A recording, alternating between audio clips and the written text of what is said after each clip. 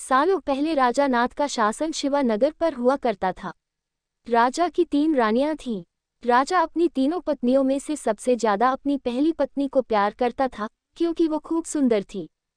उसकी सुंदरता के कारण राजा दूसरी और तीसरी पत्नी पर ध्यान नहीं दे पाता था। वह अपनी दूसरी पत्नी को दोस्त मानता था और तीसरी पत्नी पर बिल्कुल गौर नहीं करता था।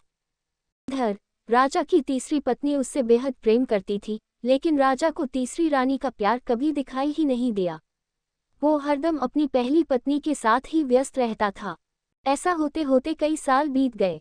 रोज राजा की तीसरी पत्नी इसी उम्मीद में रहती थी कि राजा आज उसके पास आएंगे, आज वो कुछ प्रेम भरी बातें करेंगे, लेकिन ऐसा कभी कुछ नहीं हुआ।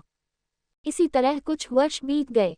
एक दिन राजा नाथ अचानक से गंभीर बीमार हो गए। उनकी तबीयत देखते ही देखते खराब होती गई और उनके जीवित रहने की उम्मीद कम हो गई। तब राजा ने अपने पहली पत्नी को बुलावा भेजा। राजा की पहली पत्नी राजा के पास आए तो राजा ने उससे पूछा कि मेरे जीवित रहने की संभावना बहुत कम हो गई है और मैं भगवान के पास अकेले जाना नहीं चाहता हूँ, क्या तुम मेरे साथ चलोगी? राजा की बातें सुनकर रानी ने उनके साथ जाने से मना कर दिया और कहने लगी कि अभी मेरा जीवन बचा हुआ है और मैं अभी और जीना चाहती हूँ, इसी वजह से मैं आपके साथ नहीं जा सकती। ऐसा कहकर पहली रानी राजा के कमरे से बाहर चली गई। तब राजा दूसरी रानी को बुलाने के लिए कहता है। दूसरी रानी को जब पता चलता है कि राजा अपने अंतिम क्षण में है और वो अपने साथ अपनी पत्नी को लेकर जाना चाहते हैं, तो वो राजा को पास जाने से ही मना कर देती।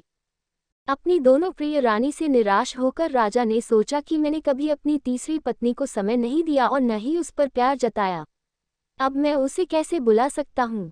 राजा ऐसा सोच ही रहे थे, तभी तीसरी रानी बिना बुलाए राजा के पास पहुँच गई। तीसरी रानी को राजा की इच्छा पता होती है, इसलिए वह सीधे राजा से कहती है, स्वामी मैं आपके साथ चलने के लिए तैयार हूँ।